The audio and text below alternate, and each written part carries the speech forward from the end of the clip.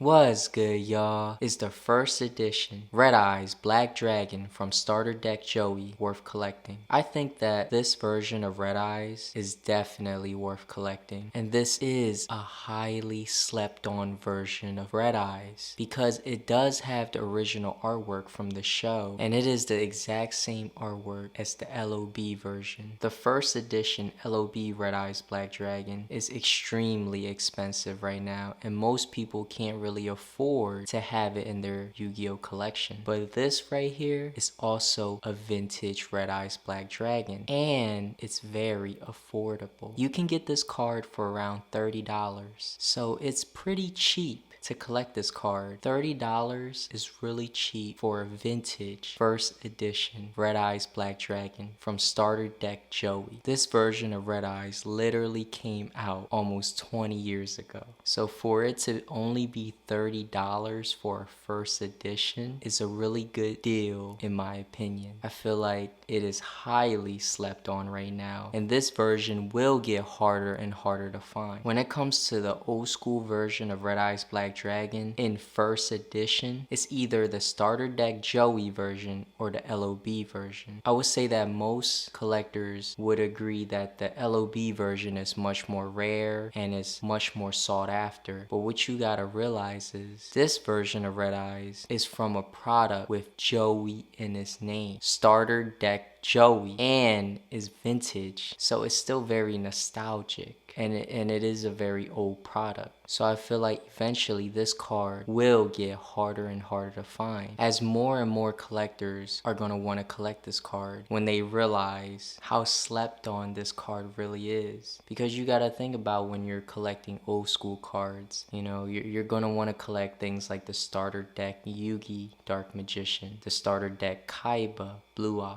So what's next? Obviously the Starter Deck Joey Red Eyes, right? And you're gonna want to collect all of them in first edition.